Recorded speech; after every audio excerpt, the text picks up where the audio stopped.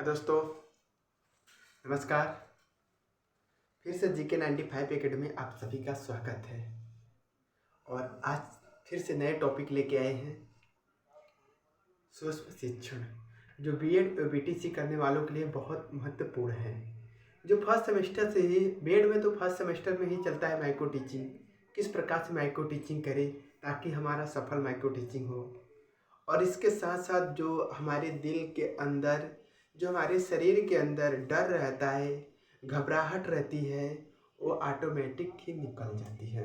जब हम एक बार, दो बार, तीन बार प्रैक्टिस करेंगे तो हमारे जो रहती है, जो शरीर में घबराहट, झंझनाहट, थथराहट, कपाहट सब खत्म हो जाता है। माइक्रो टीचिंग यही सब तो है, को सीखना और सिखाना। हम सीखेंगे, दूसरों को सिखाएंगे, ग्रुप बाय ग्रुप चलता रहता है। तो इसी के बारे में चर्चा करेंगे। आज माइक्रो टीचिंग के बारे में चर्चा करेंगे। ये जितने स्किल हैं सब स्किल के बारे में बताएंगे।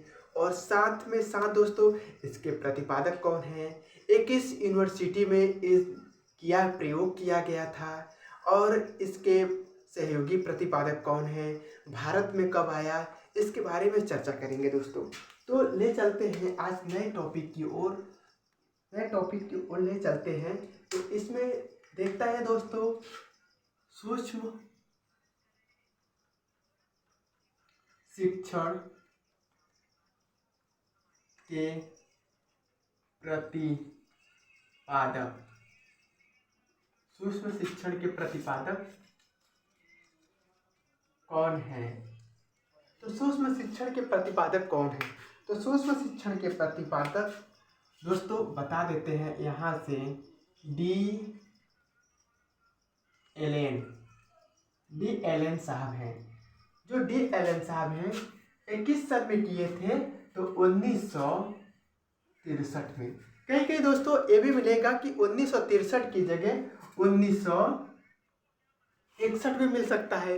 लेकिन हर एनसीईआरटी में देखेंगे, अगर एनसीईआरटी के हिसाब से देखेंगे तो 1963 रहेगा।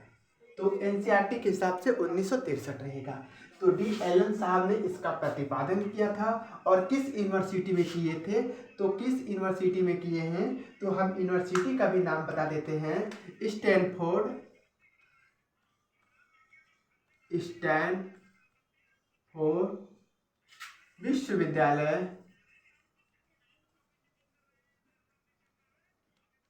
विद्यालय अमेरिका, यूएसए, विश्वविद्यालय अमेरिका में इसका प्रतिपादक किया गया है। विश्वविद्यालय अमेरिका में इसका प्रतिपादक किया गया है दोस्तों।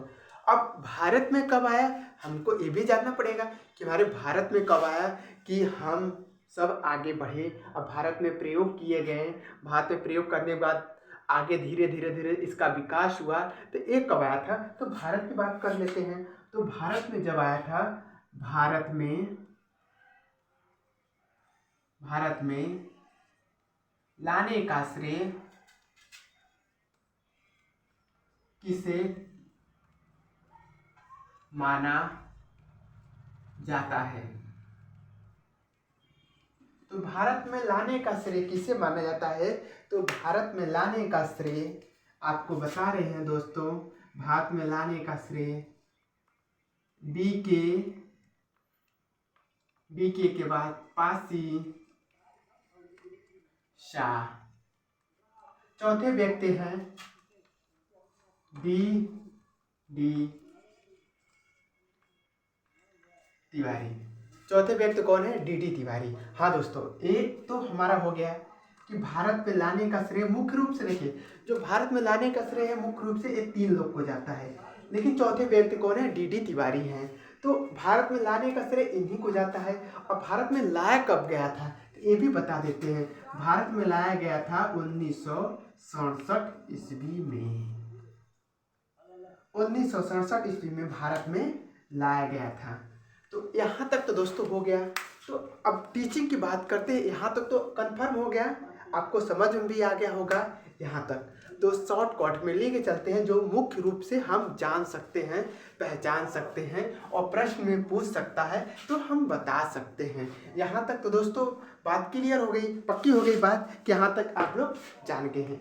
अब आगे ले चलते हैं कि आगे प्लानिंग क्या है, किस तरह से प्लानिंग किया जाता है कक्षा में, क्लासरूम में, किस किस तरह से हम प्रयोग करते हैं, क्या क्या चीज़ चाहिए हमें प्रयोग करने के लिए, तो उसके बारे में भी थोड़ा चर्चा करेंगे। तब तक दोस्तों अगर स्क्रीनशॉट लेना है तो स्क्रीनशॉट भी ले सकते हैं।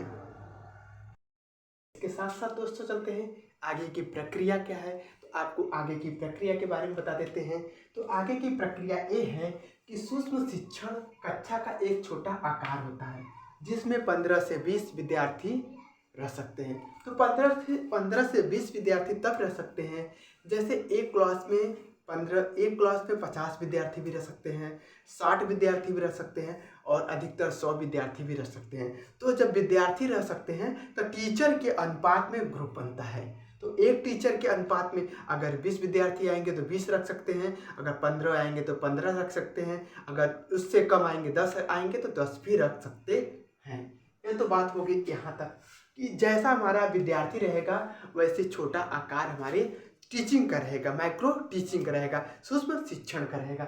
उसके बाद आते हैं सूक्ष्म शिक्षण विद्यालय का एक लघु रूप है। ये बात पे चर्चा करें। अगर दोस्तों आपको एक बात हो कि अगर हम कभी टीचिंग किए नहीं हैं, पहले फर्स्ट टाइम मैंने टीचिंग करना शुरू किए हैं, तो जो हमारे अंदर डर रहता है, कपकपाहट रहती है, थरथराहट रहती है, ये सब खत्म हो जाता है। ये तो हम जब बार बार लगातार प्रैक्टिस करते रहते हैं, लगातार प्रैक्टिस करते रहते हैं, जब प्रैक्टिस करते करते एकदम जो हम अंदर दिल के अंदर जब डर रहता है तो डर सब खत्म हो जाता है। जब कोई बात रहेगा, अगर कोई चीज़ अगर लगातार करते रहो तो प्रैक्टिस हो जाती है उसकी, वो हो प्रैक्टिस के साथ साथ हमारा वो पड़ जाता है कि हमें किसी से क्या डरना, किसी से क्या लेना देना है। हमारी प्रैक्टिस क्लियर है, हम सरल बना चुके हैं, अपनी टीचिंग को सरल बना चुके हैं। तो यहाँ तक तो बात हो गई दोस्तों। अब ले चलते हैं सूक्ष्म शिक्षण का कक्षा। हमारा जो कक्षा रहता है कि कक्षा में हम कितने छात्रों को पढ़ा रहे हैं, उसका आकार क्या है, उसका रवैया क्या है, क्या क्या इंस्ट्रूमेंट हम लाए हैं। तो जब इंस्ट्रूमेंट ले जाएंगे, हम बच्चों को पढ़ा रहे हैं या हमारे जो सहपाठी बैठे हैं, मान लीजिए हम 15 छात्र को पढ़ा रहे हैं, हम खुद एक टीचिंग कर रहे हैं, 14 छात्र बैठे हैं, तो उन 14 छात्रों को वो मेरे नज़र से वो स्टूडेंट हो गए और हम टीचर हो गए। जब हम टीचर हो जाएंगे तो हम उनको बताने के लिए, समझाने के लिए, आपको पता होगा कि छोटे बच्चों को पढ़ाने से ज़्यादा समझाने पर भी ध्यान दिया जाता है। अगर उनको पढ़ा भी दिए, अगर उनको चित्र दिखा दिए तो ज़्यादा समझ सकते हैं, अगर चित्र नहीं दिखाए तो समझ नहीं सकते हैं। जहाँ छोटे बच्चों को मस्ती के साथ पढ़ाना पड़ता है और उनको बोलते हैं ना, छोटे बच्चे मस्ती के साथ भी पढ़ना चाहते हैं। अगर हम पढ़ा रहे हैं, बच्चे पढ़ नहीं रहे हैं, हम जो पढ़ाए बच्चे समझ नहीं रहे हैं, तो मेरे पढ़ाने का कोई मतलब ही नहीं रहा कि हम पढ़ाए और बच्चे ना समझे। तो हमको बच्चे के बारे में जानना पड़ेगा कि बच्चे क्यों समझ नहीं रहे हैं, बच्चे में क्या कमी है कि नहीं समझ रहे हैं, मेरे में कमी है कि बच्चे में कमी है, कौन सी कमी है जो बच्चा हमारा पढ़ाया हुआ नहीं समझ पा रहा है। हमको उस कमी को ढूंढ के निकालना पड़ेगा। हम किस तरह से बच्चे को पढ़ाए कि समझ में आ जाए। तो उसमें कक्षा का आकार, विषय वस्तु, जो हमारा विषय होता है, कोई भी विषय होता है तो जो विषय वस्तु होती है, विषय होता है, तो हम उस पाठ को ले लेते हैं। कक्षा विषय वस्तु पाठ, सॉरी यहाँ पाठ होगा, विषय पाठ विषय वस्तु पाठ होगा, पाठ विषय वस्तु होगा। तो हम जब कक्षा पे आते हैं तो किस पाठ का है, संस्कृत, इंग्लिश, गणित, कोई भी पाठ होगा तो हम विषय ले लेते हैं। मान लीजिए अगर हम हिंदी ले लिए, हिंदी का पैरा बड़ा बड़ा पैरा होता है, अगर हम हिंदी ले लिए तो उसमें एक तो टीचिंग हो नहीं सकता है। वो बड़े आकार को मैंने छोटे रूप में विभाजित करके उसको सरल बनाने का भी प्रयोग करते हैं। जब सरल बना देते हैं तो मेरी टीचिंग आसानी से हो जाती है। तो यहाँ तक तो दोस्तों समझ में आ गया होगा कि समय का भी पाबंद रहता है। हाँ, जब टीचिंग करते हैं तो 5 या 6 मिनट मिलता है, इससे ज़्यादा हमको समय नहीं मिलता है।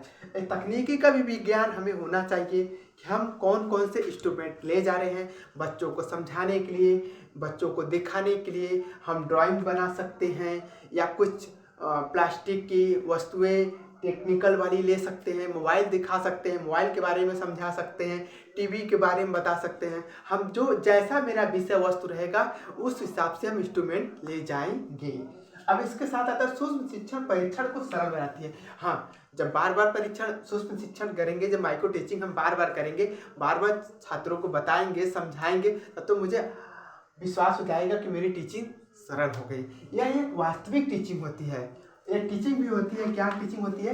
यह वो वास्तविक टीचिंग होती है। जब आमने सामने बच्चों को पढ़ा रहे हैं तो मेरी वो वास्तविक टीचिंग हो गई कि हम बच्चों को पढ़ा रहे हैं, बच्चे समझ रहे हैं। वास्तविक टीचिंग हुई कि नहीं हुई? हम जब फेस टू फेस बच्चों को पढ़ाते हैं तो वास्तव में है कि मेरी वास्तविक टीचिंग है ये, हम उस लायक है कि नहीं है, हम बच्चों को पढ़ा रहे हैं, समझ में आ रहा है कि नहीं आ रहा है। यहाँ तक तो दोस्तों हो गया। अब ले चलते हैं आपको आगे।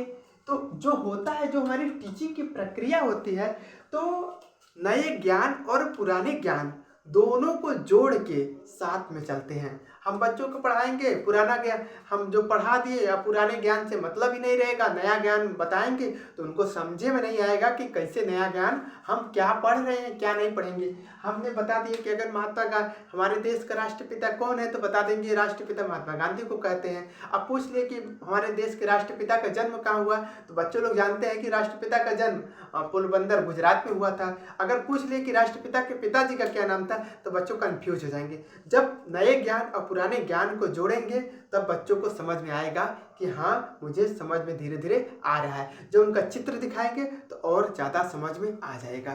अब इसके साथ साथ चलते हैं, उसमें क्या मोटिवेशन देना पड़ता है बच्चों को, अच्छे तरीके से नॉलेज भी, ज्ञान भी देना पड़ता है, बच्चों को बताना पड़ता है, सिखाना पड़ता है, तब जाके बच्चे मोटिवेशन के रूप में आते हैं। तब उनको अभी मिल जाती है कि हाँ, मुझे गाइडलाइन करने के लिए कोई मिला है। अब इसके साथ चलते हैं दोस्तों, ये हमारे सूक्ष्म शिक्षण के प्रकार है। ये कितने प्रकार के होते हैं? तो अक्सर दोस्तों देखा जाता है जो हमारा सूक्ष्म शिक्षण होता है ये 10 प्रकार के होते हैं, लेकिन पढ़ाया जाता है सिर्फ 8 ही प्रकार के पढ़ाए जाते हैं। तो 10 प्रकार से तो मतलब नहीं, सिर्फ 8 ही प्रकार बताया जाता है और 8 ही प्रकार पढ़ाया भी जाता है। ये 2 हफ्ते तक का समय मिलता है। इसमें 2 हफ्ते, मैक्सिमम 2 हफ्ते तक का समय मिलता है और इसमें पढ़ाने के साथ साथ प्रैक्टिस भी किया जाता है। तो सूक्ष्म शिक्षण के प्रकार में ये पहला है प्रस्तावना कौशल, और दूसरा श्यामपट्ट कौशल, तीसरा प्रश्नीकरण कौशल, और चौथा है उद्दीपन कौशल या परिवर्तन कौशल, पांचवा है पुनर्वलन कौशल, छठवां है व्याख्यान कौशल, सातवां है दृष्टांत कौशल और आठवां है उद्देश्य लेखन कौशल। तो इन कौशलों के बारे में बता दिए। और कौशलों के बारे में बताने के साथ साथ दोस्तों इसमें आपको एक बात और बता दे रहे हैं कि इसमें 8 प्रकार के हैं। तो 8 प्रकार कितने सूक्ष्म शिक्षण के प्रकार, जो 8 प्रकार के हैं, तो 8 प्रकार में दोस्तों 16 स्किल बताया जाता है। 16 स्किल बताया जाता है। तो हम 8 प्रकार को 16 स्किल में पढ़ते हैं। तो 16 स्किल का हमको माइक्रो टीचिंग का फाइल बनाना पड़ता है प्रैक्टिकल के लिए। तो 16 स्किल का हमको माइक्रो टीचिंग का फाइल बनाना पड़ता है दोस्तों। इसमें 8 कौशल बताते हैं, 8 कौशल में 16 स्किल बनाते हैं और स्किल के साथ साथ हमको प्रेजेंट भी करना पड़ता है।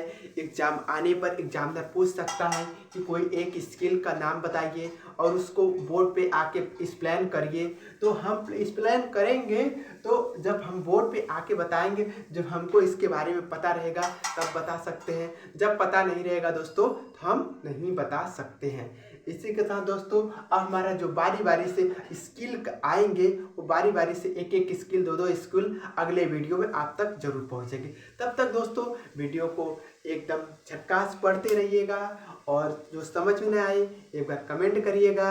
और इसके साथ साथ दोस्तों चैनल को एक बार सब्सक्राइब भी करिएगा ताकि दोबारा वीडियो आप तक पहुँच जा सके और अच्छी से अच्छी जो भी समझ में न आए अच्छी से अच्छी वीडियो आप तक देने का कोशिश भी करेंगे हम। ताकि आपको समझ में आ जाए। और इसके साथ साथ दोस्तों और इंटर्नशिप का प्रैक्टिकल भी आपको प्रोवाइड भी कर देंगे। और दोस्तों तब तक के लिए धन्यवाद दोस्तों।